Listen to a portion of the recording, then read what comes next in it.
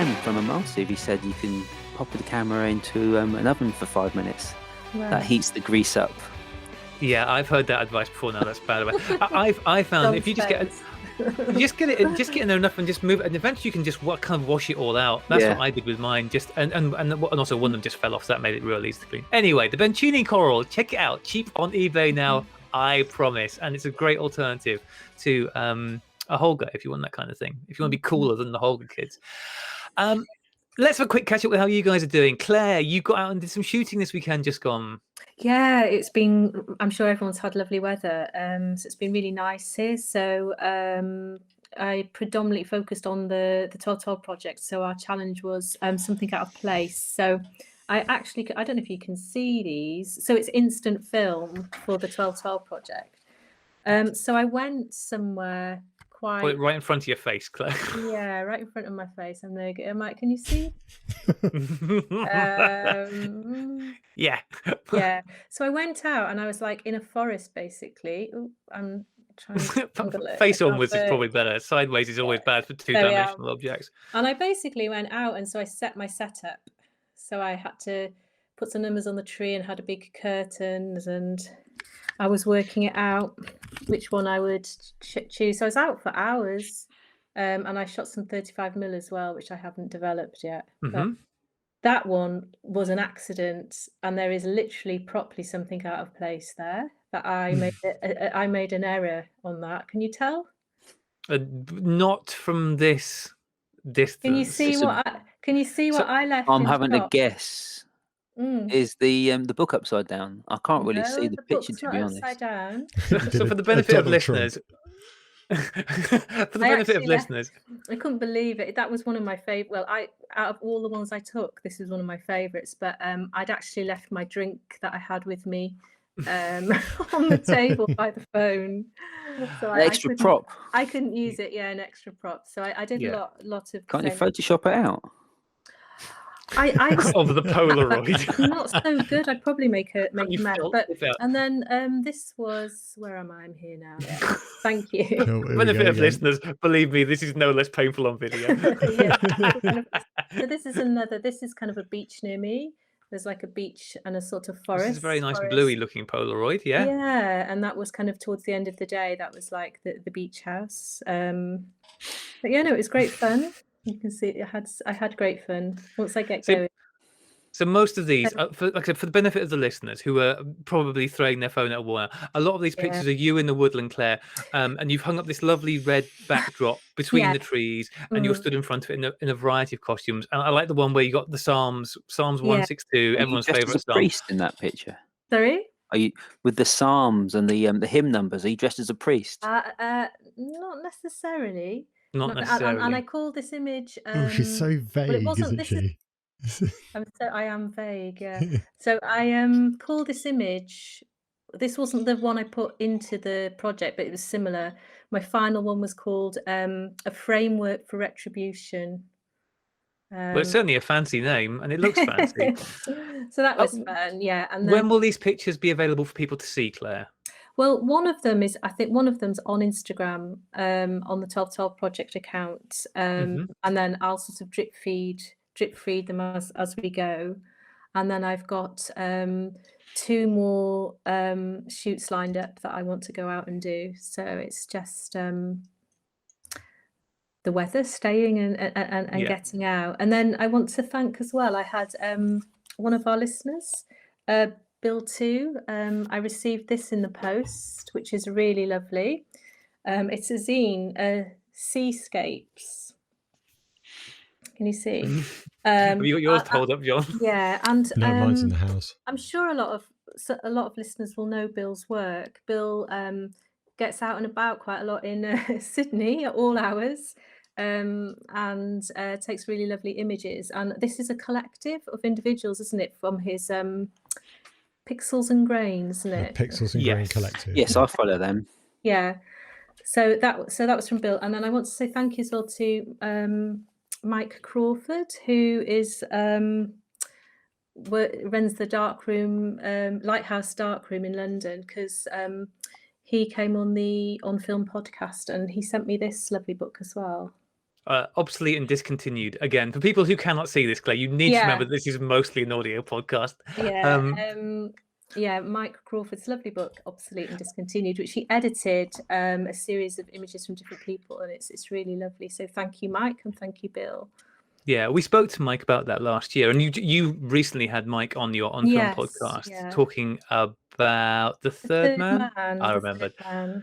The Obsolete and Discontinued. It's a great book, and really cool. Lots of people we know, or a few people we know, have contributed to that. It's very cool. And and the Seascape Scene. We spoke about this last week, didn't we? That the collective put together. It really is beautiful. I'm glad you've got your copy now. A lovely collection of work taken last year.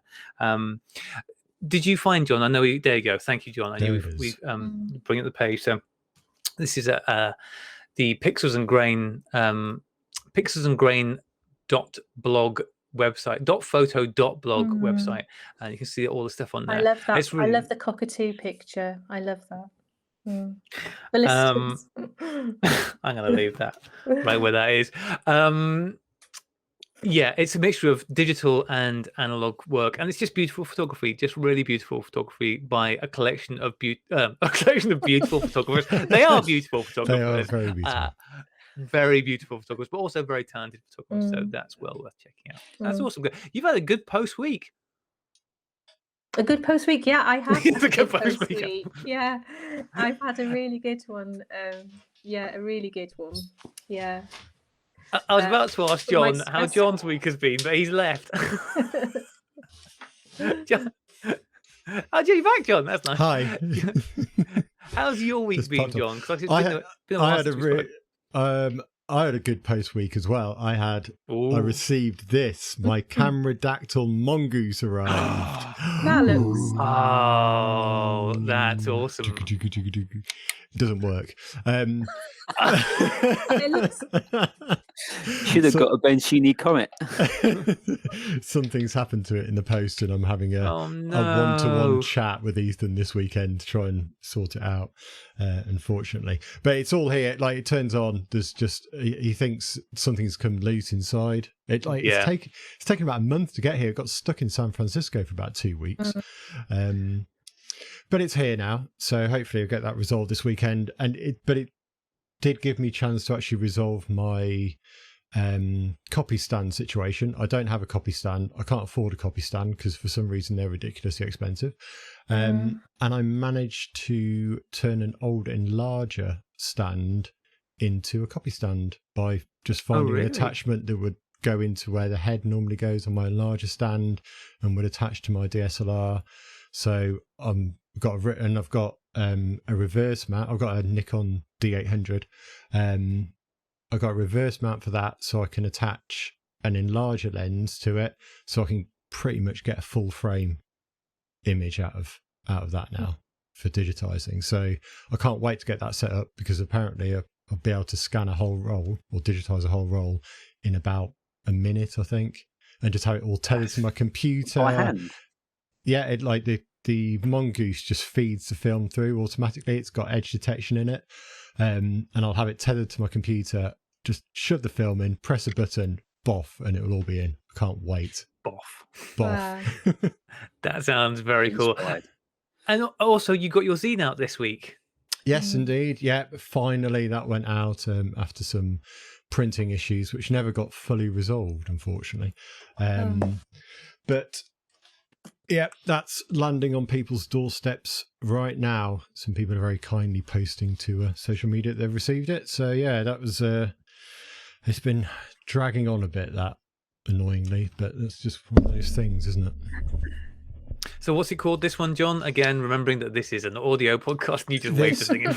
Edition is called A Long December, and it was basically inspired by a Counting Crows song called A Long December, where I kind of focused on certain lyrics within that, and then did visual responses to it, and then wrote my own words around it as well, based on what this December was like, and just being in lockdown again and everything around that. Was it mostly like things like your Christmas list and you being excited for Santa coming, stuff like that? That's exactly what it was. Yeah. What am I going to cook on Christmas Day? How many mince pies am I going to eat? How much you hate sprouts? I refuse to eat sprouts any day of the year. Thank you. Actually, this is important. Clare, sprouts, yes or no? I love them. Oh, I should have known. Should have known. Sprout soup. If you kicker, John, kicker now. What about sprout crumble? Really makes an interesting pudding. I haven't ever tried sprout crumble, but I Claire, would. If this you is the most outrageous thing you No, said. sprout You soup said that is Rudolph Hess lovely. was a big Whippet fan before we started recording. No, Oh sprout God, soup is it's really nice. It's really nice. it sounds like a hate crime. I think they get a bad press. I think it's because of the flavour and the texture. Oh God, can we move on, John? Is there anything else? Before we do, can I just quickly talk about post boxes and zines? Yes, you certainly can. I found on Instagram a Redeye zine recently that I bought it. It's called Death's Mist. Well, that's an interesting title. It is a spooky collection of horror-inspired Redeye images. Oh, and awesome! You can buy it from an Instagram account called visions.of_wanderlust. Can you hold it open so we can see some pictures? Yeah, could we see some, Toby, please? Hang on, I'll turn my filter off because it always gets in the way when you're holding. Yeah. This is where we discover that Toby's actually in a bordello. There's just nothing but naked women wandering around behind him. It's actually my wife cooking dinner. Why didn't she have any clothes on? That's the bit I still don't understand. It's very hot here. We've got a fire burning. What was the Instagram account, Toby? Sorry. Lovely. They're really lovely. They're gorgeous. Visions.of.wanderlust. I think, was that correct, Toby? Hang on. It was visions.of_wanderlust. Okay, he's mixing up the dots and the underscores. So I was just searching Instagram for Redscale, as I happen to do on a regular basis, and this came up, this account. That's lovely. Yes, it's fantastic. It's beautiful. It's limited, and I'm not sure how many are left, and it's not going to be reprinted. That's something to aspire to. Get that effect. It's certainly it's full of very, very nice images. I even got a little thank you so much card with some what looked like psilocybin on it. Sure. So yeah, visions.of_wanderlust on Instagram. If you like the look of that. I haven't been able to find that Instagram account. However, I did find Vision Strikers Official, which is a South Korean football team. So apologies. Well, get there, Zine. I bet that'll be just as good. I bet that'll be just as good. And I'm sure Toby will wang a link in for us because Toby's good like that. I'm posting the Instagram link into the text box of the room now. Oh, that's... I can't access that at the moment, unfortunately, Toby. Okay. I'm locked out of that. I've been Visions.of_wanderlust. WANDERLUST. If that's any help. We'll put it in the show notes. Yeah, we'll put it in the show notes. Okay. Can I talk about my good post week? No. So, okay. First thing is things with. I'll come to Zine later. First off, because I talked about this last week. My camera. This is the Zorky 4 Special Zorky 450. This is the one I bought from Mark, and it's lovely and it's beautiful and much like John. This was sent out by Mark in great condition. He put a roll of film through it. He tested it, all good. It got to me, and the low shutter speeds are being a bit hinky. So I'm gonna, because obviously I'm not going to try and repair that, because that wouldn't be a repair. That would be just be taking it apart and then putting it in a plastic bag and then putting it in the bin. So I am going to send it back to Mark because he said he'd have a look at it for me. But it's beautiful. I love it. I'm very happy with it. And I can't wait to actually get out. Because that's the thing about these Zorkies is that you do pick them up and you think, yeah, this is a camera I want to use. More so for me than my Kiev. I've got a Kiev 4, and that I don't love. I like the background. It's very nice, Toby. Toby's now in the Nebula, which is arguably the place he should be put. So that's very cool. Excited to try that out. Other things I got in the post this week. I had another zine sent to us. This is from Mark Thompson, who is at Fieldehyde. Well, that's probably not how you're supposed to say that, but that's how I'm going to say it. I will put the links in the show note on Instagram. And I know John's got some pictures up here. So this is Analog Lockdown. This is pictures that Mark took last year during the everything. Actually, he sent me a little note with it, which I'll read because it's better than me waffling on. I always like this. Mark has addressed this in the appropriate way. It says, to Graeme plus the other sunbeams. That's you guys, you get the other. Oh. Dear others, please find enclosed a copy of my first attempt at a zine conceived whilst furloughed from my day job last year. During this time, I thought a stripped back analog approach on my daily exercise was the way to go. During these walks/cycling, the Sunny 16 podcast kept me company. Thank you. And he says, P.S. Whilst I am selling copies on Etsy, it's not about making money, but getting images in print out there. So again, we'll put a link in to the Etsy store. I really love this. It is, I hope you can kind of see my face to scale. It's kind of unusually large. It's sort of A4 size. Is it? I think it's A4 size. Maybe it's not exactly A4, but it's about that size. So it's bigger than I'm used to seeing for zines. They tend to be a bit smaller. The Seascapes one is nearly half that size. But I love it because I love seeing pictures big. It's a real delight. There you go. John's bringing it, so I won't hold it in front of the camera. They do a great job. Mark lives in a seaside resort town or near a seaside resort town. He says he's up near Blackpool and around there. And capturing these areas last year where they are devoid of people is really quite haunting because those places just look weird without people in them, especially when the sun's out and shining. And that's the thing. All these pictures, they are, I know it's a bit of a cliche thing from last year, but they work exceptionally well with this location. Also, they're just beautiful photographs. They're beautifully framed. They're beautifully shot. They're really lovely. And I think it's well. And he shot them all in black and white, which again, that layer of abstraction, because these are could be very colorful images because of the content, because Blackpool, it's pretty gaudy in a lot of places, but taking that away. It's great. Really worth looking out. So if that appeals to you, do go and check that out on Mark's Etsy store. And we'll put on his Instagram feed as well there. So that was great. Other things I just want to quickly talk about. So I said I got my camera, and I did mention last week that I have been spending rather a lot of time on eBay again. And the good news is that I think I have managed to stop my eBay, what could have been a full-on woo-woo head on down the eBay trade. I think I've managed to stop that. First off, I did buy another camera. So there had to be another camera before I got off the train. And the camera that I bought is making it into, out of the 3 cameras I bought in the last 2 weeks, this is the third one that is basically going to be unusable. So I've got my 2 Zorkies that are now basically unusable. The third one is a Polaroid 350 land camera, which I bought because it was just too beautiful not to. It's a lovely land camera, and it was cheap. Now, admittedly, I'm never going to be able to afford to put any film in this because the film is significantly not cheap at this point for pack film. But I hold on to hope in my heart that one day someone will make some pack film, or that somebody will make some way of me shooting roll film through it. And when I was talking to Matt Beckberger on Saturday, we put out the podcast talking about the Ravenny spot meter, and afterwards I chatted to Matt at great length. God, he is a fairly spectacular individual. The amount of stuff that he's making and doing, and it's all very cool, and some of it we'll see fairly soon. And he pointed me towards something that somebody had done in the past. There was somebody who made a kit so you could transform these 350 and 450 land cameras into roll film cameras, but unfortunately they're not making them anymore. Anyway, somebody get on that. Would somebody just please make me a roll film back for that camera?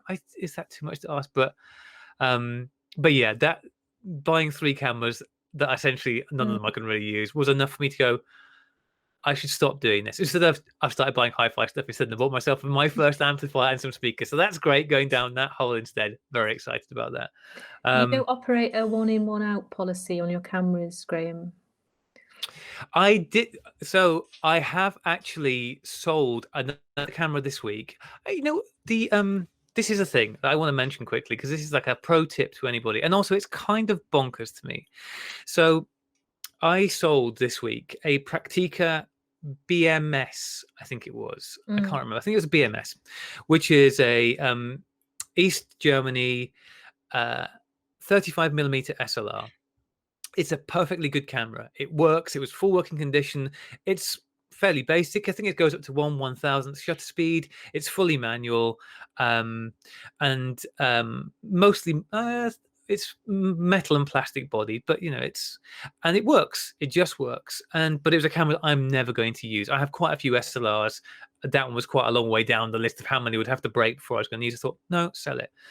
So I sold that with a 50mm Pentacon lens, which is a lovely 50mm 1.8 lens. It's a really nice lens, and a Carl Zeiss Jena, I think it was 135mm. Now the focus on that was real stiff, but it was another lens, and a flash, and a roll of expired film, and 2 batteries, all in the bag. Like an immersive Secret Santa. Yeah.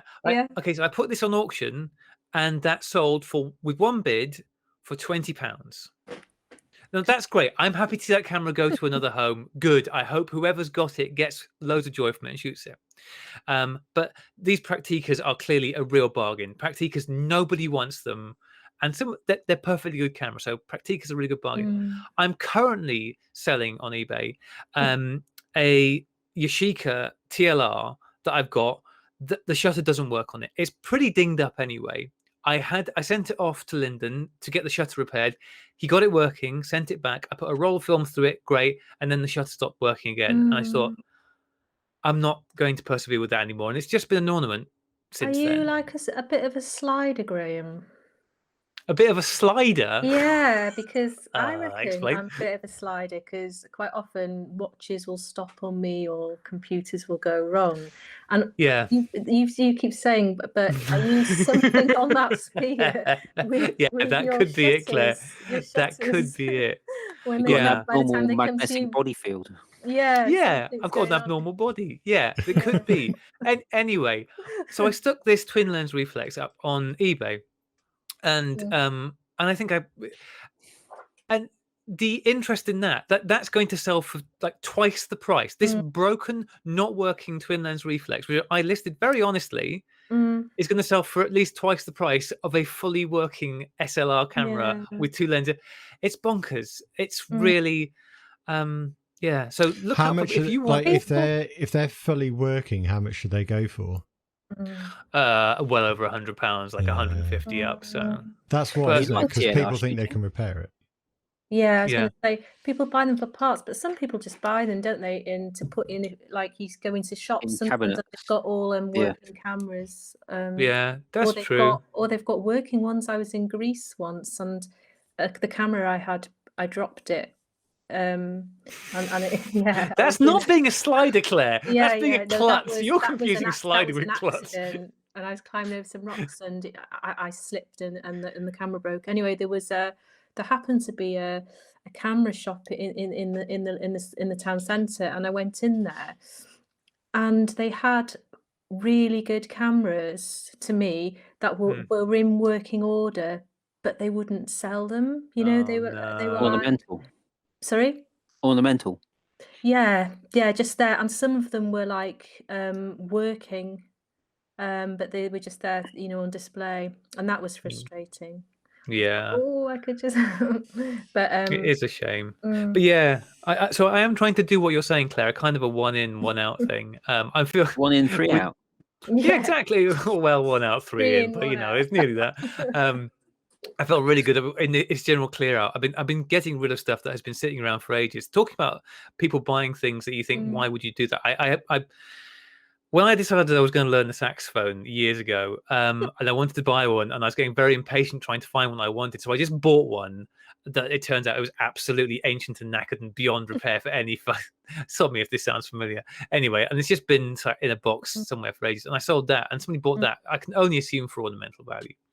But I sold some old video game controllers, and I managed to. It was perfect. I managed to sell one lot of controllers for exactly the amount of money it cost me to buy my first amplifier, my Fisher Price, my first amplifier, and another set of controllers, a little steering wheel, which is great fun. I was going to miss that steering Mario wheel. Oh, Gran Turismo, please, Mario Kart. What kind of fool do you take me for? Blue shell, you mate. For exactly the same amount that I was able to buy some speakers for. So that was clearly just meant to be. It's really nice when you feel like, oh, I've got something I want, I've got rid of something I don't want, and it's cost nothing. Serendipity.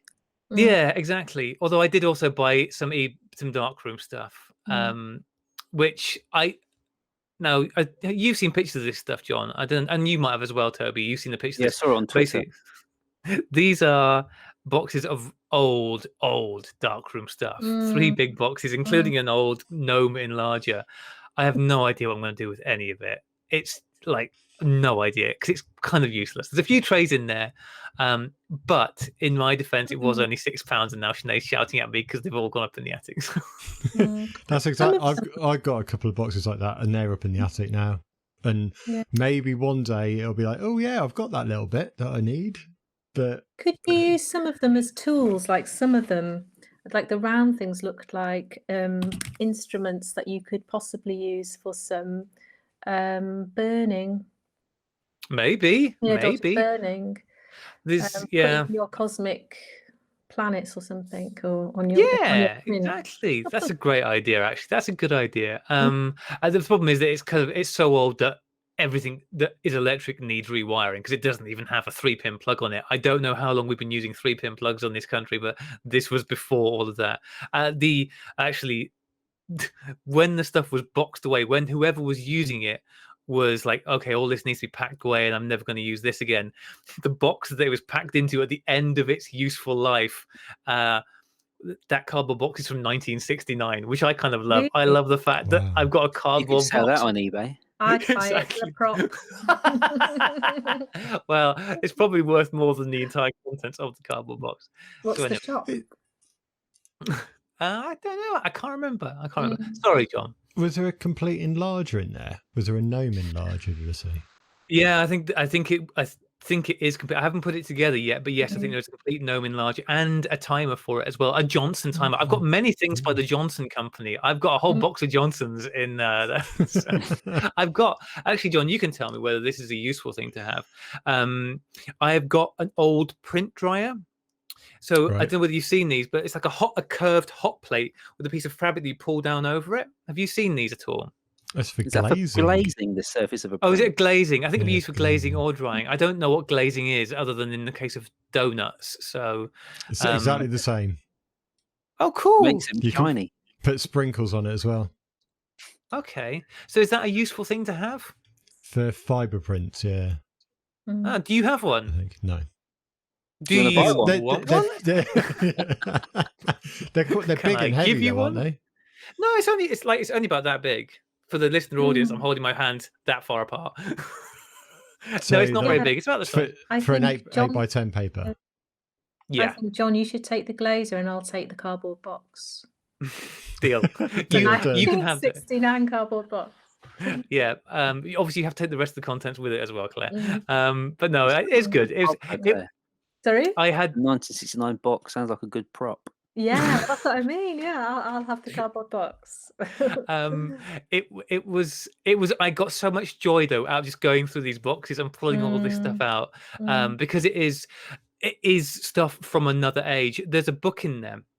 There's a book on enlarging, and this book was first written in 1941 and then had reprints in 42 and 43.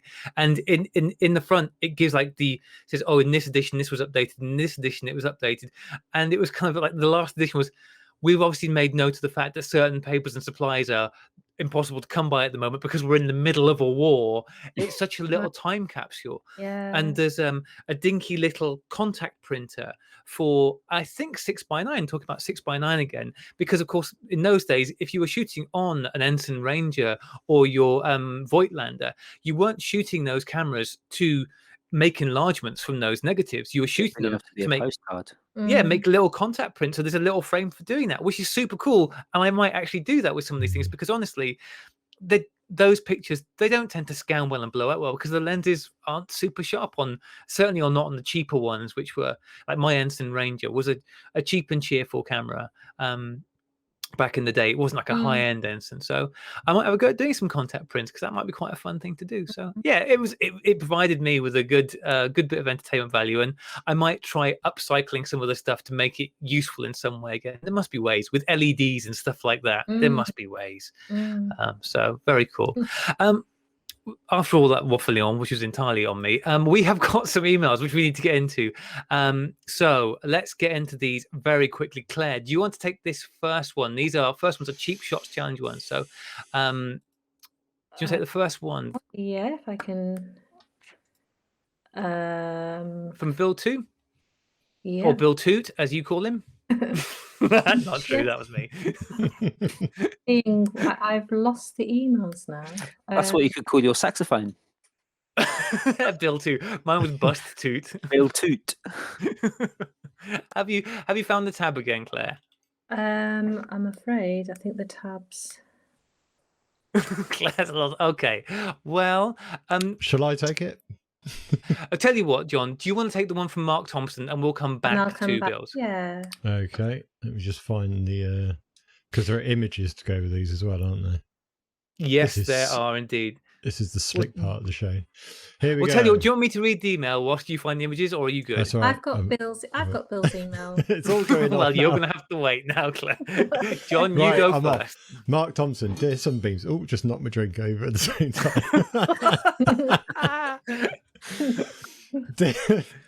Dear Sunbeams, please find attached my 2 images for the latest Cheap Shots challenge.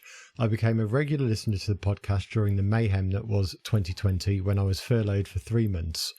During this period, I made use of my exercise to go out with 1 camera, 1 lens and shoot black and white film. I do have the advantage living on the outskirts of Blackpool that the coast within 15 minutes cycling or 30 minutes walking distance from home. I had considered entering the previous challenges, but didn't think I had a camera that I could use. My regular cameras would not come close to qualifying. Then, during the first lockdown, I bought a Holga 120N, which would have been okay, but I remembered that I had a Lubital 166B that my late dad had bought in a charity shop about 15 years ago, but I had never used. I then stupidly decided to post on Instagram that I was considering entering the challenge and put up a poll with a choice between the 2 cameras. Whilst the Holga won marginally, I decided that the Lubital might be more of a challenge, and as it turned out, I wasn't wrong. So I loaded it with some fresh T-Max 400 from Analog Wonderland, and off I went for a walk, taking the Holga as a backup. And then I wondered what I'd let myself in for. It was my first time using a TLR since I'd sold my Rodecord in the early 90s. All I can say is that it was certainly experience. I had to gaffer tape the back to keep it closed. Anything other than infinity focusing was a challenge. And the numbering on the modern backing paper is not designed with red windows in mind. The best that I can say is that the Lubital is at least the aperture and shutter operate. But when you're used to a Hasselblad, Tasty. I decided that because of my travel limitations to do some contre-jour shots with a red filter on a couple of sunny days, a definite cliche without the need for any Vaseline. This always tends to lead to some arty underexposure and drama, but to add to this effect, after hunting through some old photo accessories, I came across a long-forgotten 1980s Koken Starburst filter.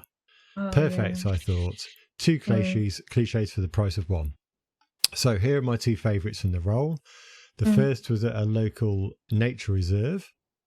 No, that's not it. Oh, yeah. Where the Starburst filter had given a finer effect, and the second on Blackpool Promenade, where the limitations of the Lubital's octaves in optics into the sun are well demonstrated. The tram lines may even qualify as a 3rd cliche in this one, and I didn't end up needing the backup camera. Best regards, Mark.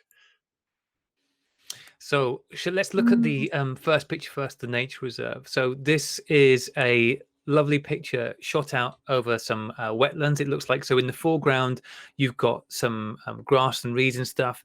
Then behind that, you've got the bright surface of the water. And then behind that, you've got the tree line. It's very dark because of the red filter that's being used. But what's brilliantly setting this off is in the top right corner, you've got the sun blasting out with this starburst filter, this lovely kind of cross effect going on, shooting across them. It works spectacularly well. I really like this. The red filter's given it some real drama, and you've got some great lens flare because, well, to be fair, he was shooting into the sun, but also the Lubertel's never gonna handle that. I was gonna say the lens flare really makes that for me. Yeah. In the middle, bottom center of the picture. It's very moody, isn't it? It's a very moody picture, but I really like star filters. Getting filters. Amazing starbursts on the highlights of the lake as well. Just on lots where of the lights. bursts. Yeah, that looks fantastic. That does. I'm really hoping, because I'm using a not starburst, but a kind of similar kind of filter on. It's kind of more of a.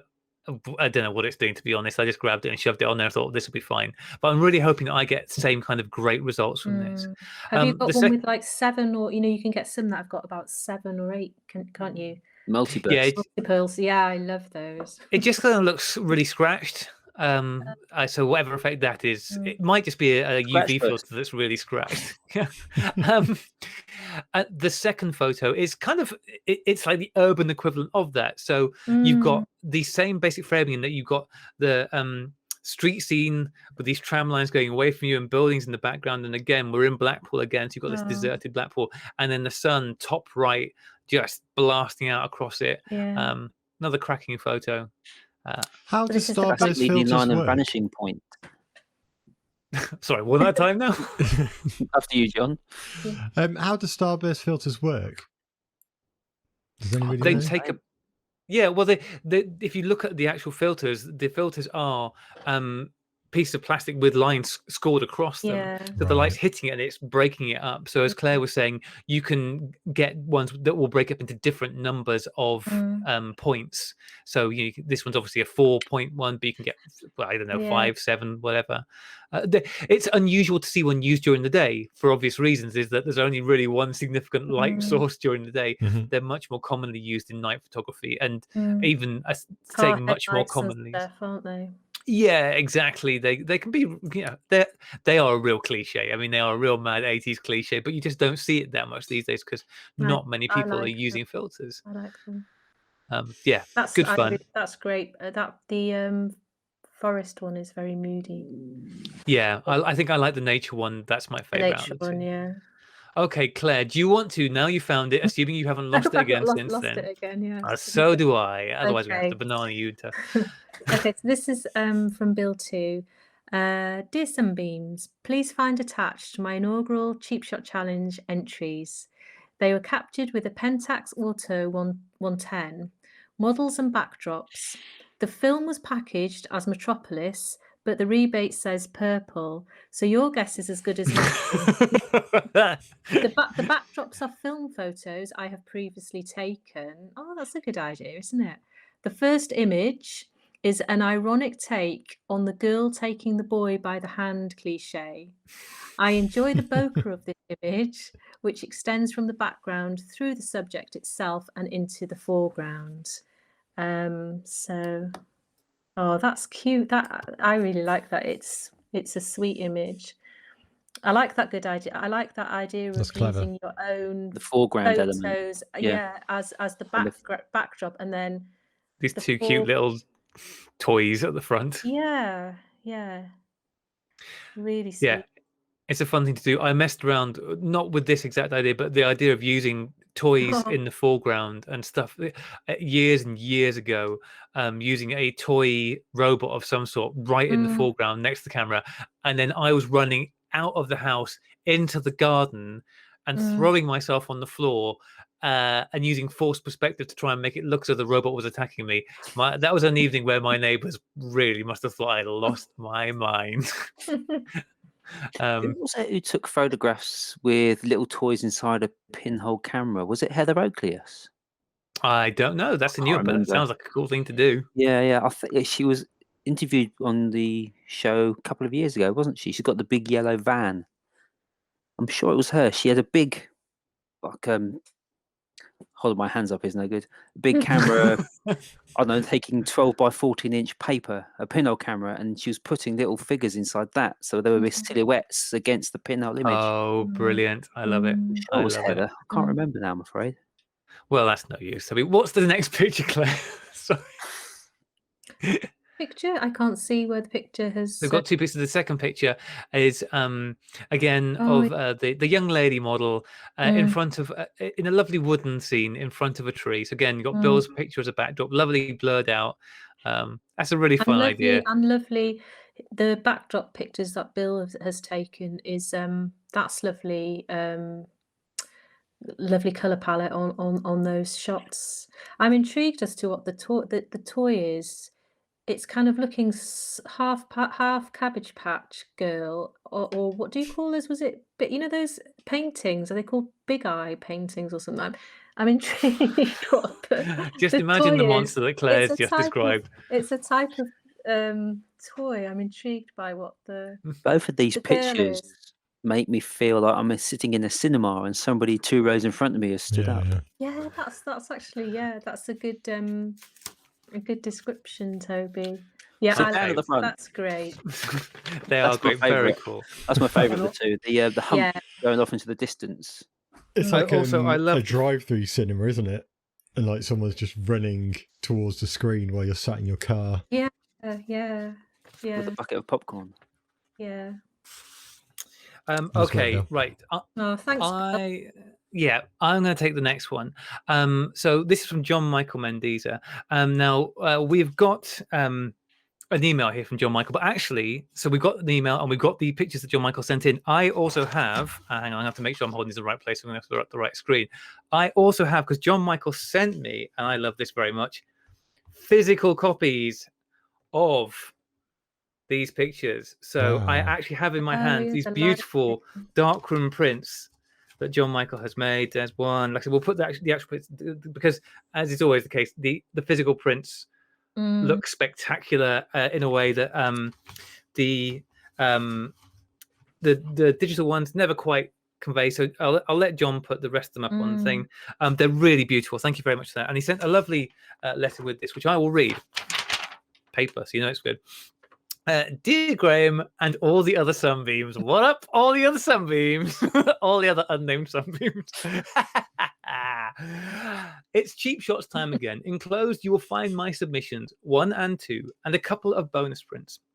The topic of cliche was a difficult one. So many things are or have become cliche in photography that it is almost hard to avoid including them in one's work.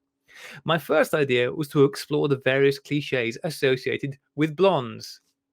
Are there any? Cover your ears, Claire. I.e., have more fun, gentlemen prefer, dumb, well, but couldn't think of a way to pull it off in a tasteful way. Gas stations and rainy nights aren't really my style, so I turned to a classic cliche, the selfie.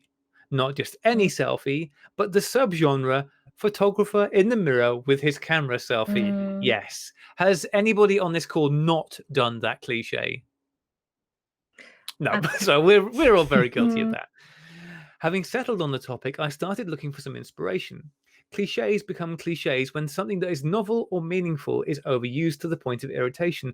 So I thought there must be some examples of selfies that were artistic and interesting. I came across a photo by Andreas Feininger called The Photojournalist. This iconic photo was on the cover of Life magazine in 1951 and shows a photographer holding up a Leica in such a way that the lens and external viewfinder align with his eyes, and the body of the camera almost blends into his nose. His head is a stark silhouette with a very tight spotlight illuminating his camera face. This is such a striking image with the photographer and his instrument merging into a single being.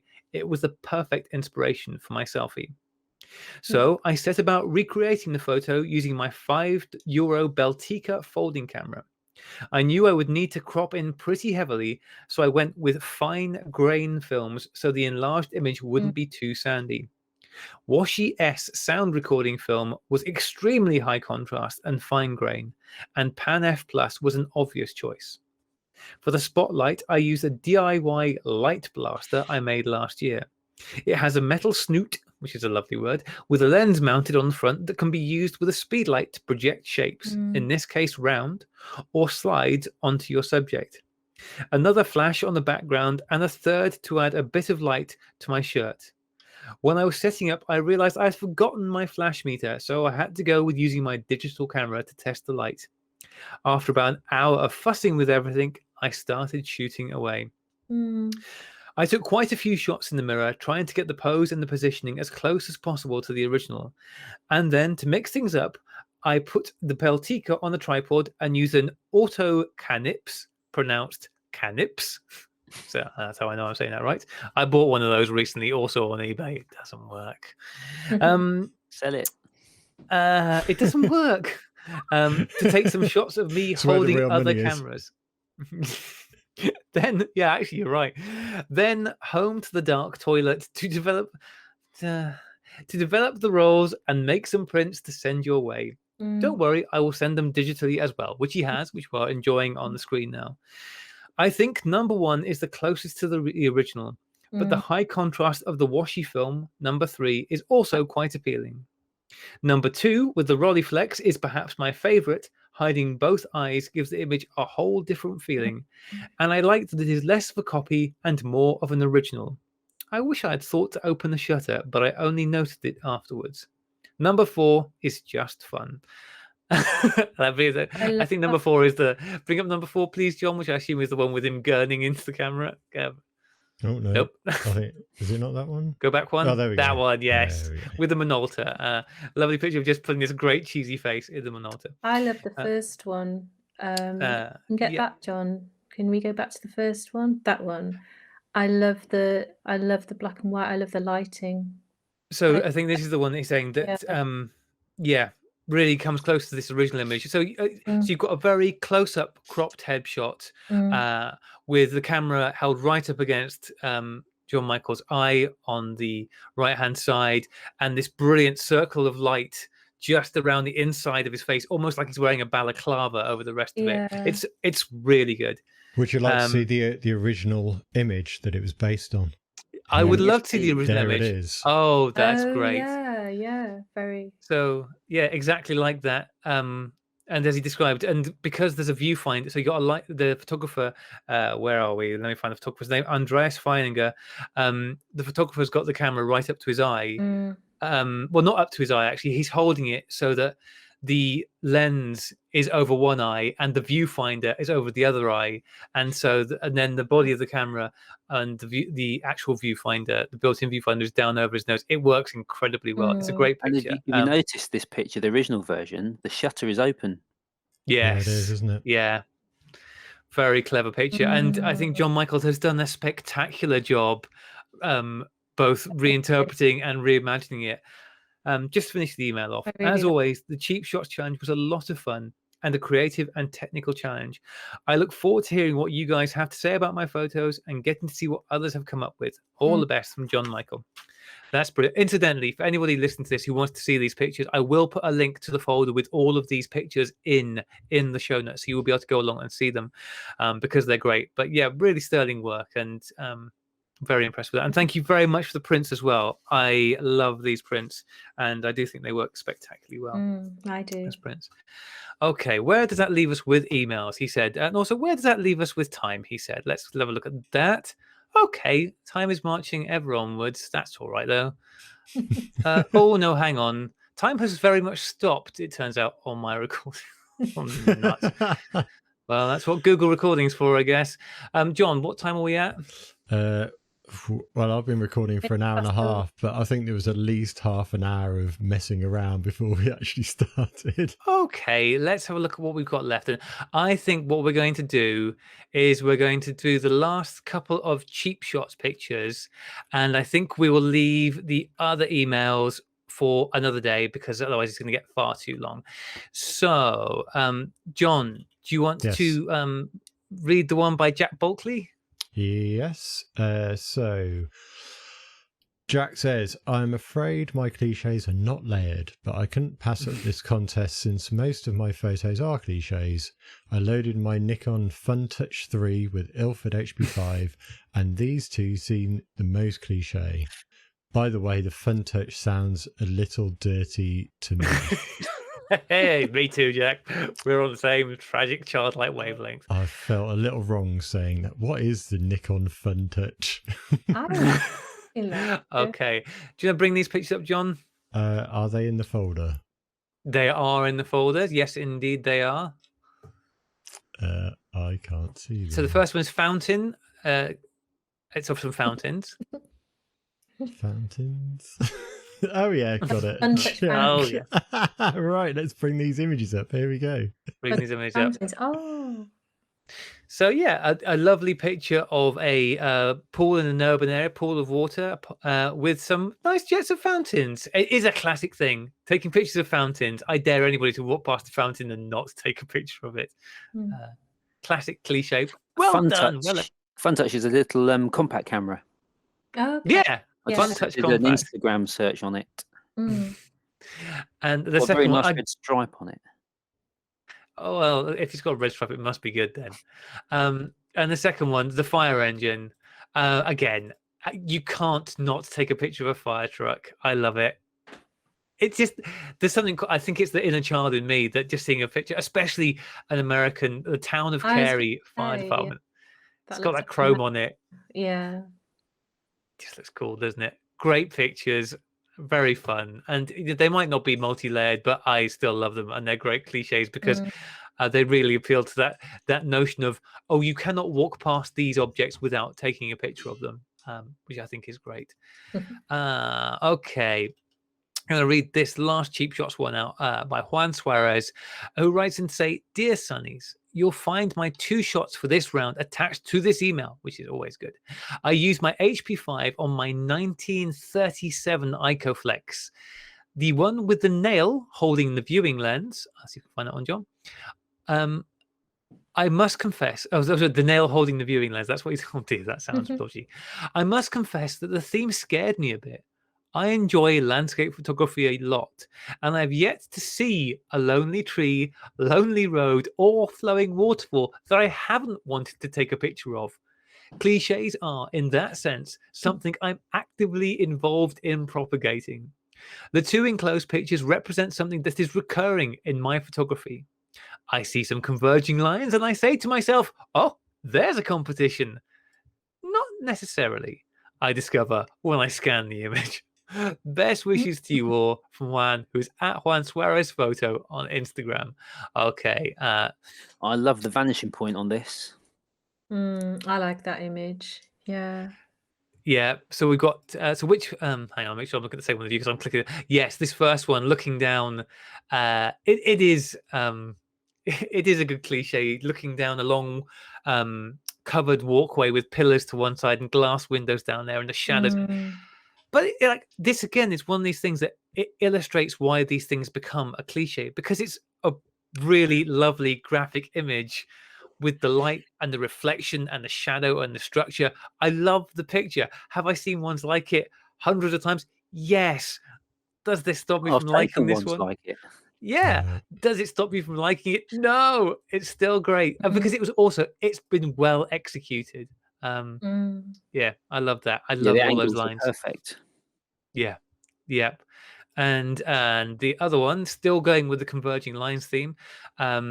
This is a footpath, a wide footpath, clearly running alongside a railway. So you've got the converging lines of the fences on either side of the footpath going down, and then a crane at the bottom and all the lines and stuff on the left-hand side.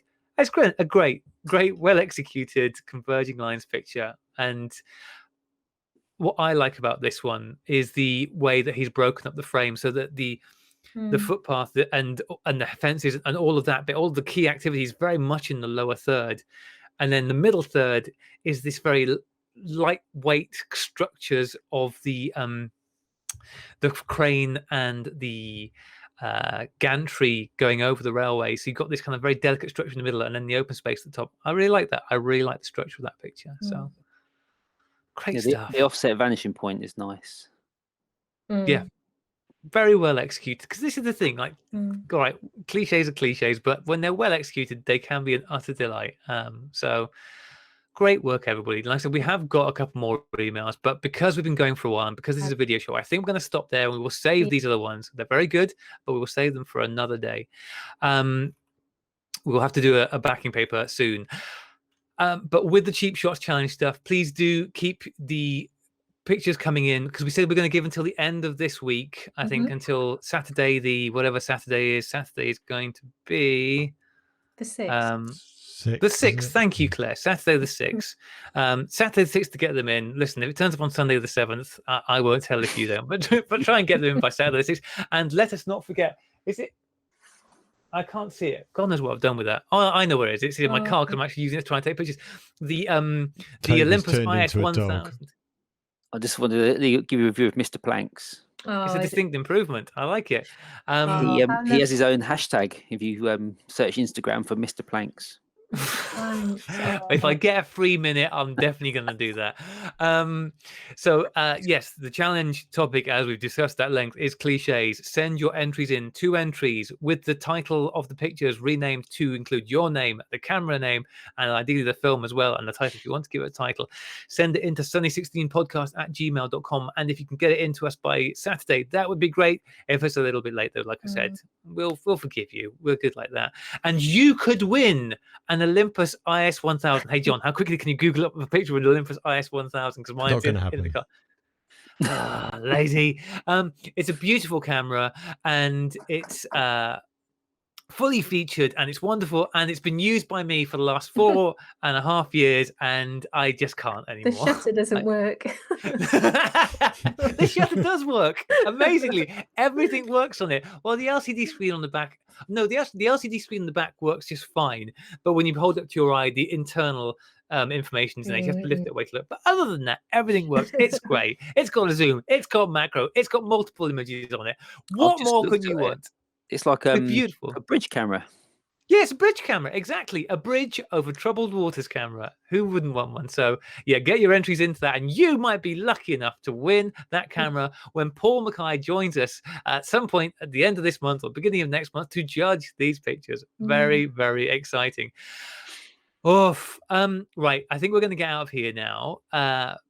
Things to mention. John, do you want to tell people about your podcast that has gone up on the Sunny 16 Presents feed? Oh yeah, that went up tonight, didn't it? So Aid and myself have started a new series called The Lighting Lounge, where we're going to be exploring different lighting techniques and equipment and breaking down images and just generally going through some lighting stuff. There's a bit of an exploration and to get some people involved as well, hopefully. And that is going out on the Sunny 16 Presents feed and also on YouTube. So yeah, please do check that out and drop us an email on sunny16presents@gmail.com. You haven't lost the password for that one, I hope, John. No. Wonderful stuff. Claire, I know you're getting geared up for another on film soon. Do you want to let people know who you're going to be talking to next? I'm talking to a gentleman called Jeremiah Chechik, who's lives out in California, and he's a film director. And he's also been a photographer. He was a photographer for Italian Vogue before he became a film director. So I look forward to talking to him on Friday. And he's chosen Run Lola Run. Awesome. That's great. I can get behind this choice. Of course. And let's give one more shout out to where people can go to find out about Red Eye Redscale film, and of course see your work as well. So give us both Instagram and Twitter handles for you. If you go to Instagram and Twitter and search Red Eye Redscale, that's where you'll see the Red Eye work. I also have a Flickr gallery as Red Eye Redscale as well, and all those sites will give you a link to go to the Big Cartel shop where you can buy Red Eye Redscale film. And my personal account is Toby V Photo, also on Twitter, Instagram, and Flickr as well. And the a great dog. place to go. Let's warm And- up And with Mr. Planks. Don't forget, go to Mr. Instagram and search hashtag Mr. Planks. Planks. I First cannot name, vouch for this. first name too short. Oh, Oh, yeah, it's rude. I That's am- rude. I Whippets are received really. my latest Whippets- role of. Sorry, Claire. I was I just was saying going to my say Whippets latest. are really clever, aren't they? Mr. Planks isn't. And also Nazi sympathizers, according to you, Claire. So they're not all good. My latest role of Red Eye Redscale came back Mm. from Silver Pan Film Lab this afternoon, so Mm. I'll be posting fresh content over the next few days as well. Great stuff. And great stuff. And whilst we're talking about Silver Pan Labs, I just want to give a big shout out to Duncan over at Silver Pan and everybody working over there. Big friend of the show, Duncan. Duncan, where's the new Schnauzer music? You promised me new Schnauzer music. Where's my new Schnauzer music? That is all. Thank Hairy you plums. so much. Thank you so much, everybody, for tuning in this week, for listening, for watching. If you've managed to sit through all this, which I very much doubt the viewers have managed to, but thank you if you have. John, thank you as always for all your hard work putting this video together and making sure it's recorded, seeing as my recording failed halfway through, so that's good. We'll be back with you later in the week. Oh, we won't be back with you. We'll be back with you next. Hey, listen, guys, we'll be back. Count on it. Until then, thank you very much for listening / watching. Goodbye. Thank you for having me. everybody. Goodbye, everybody. Good night.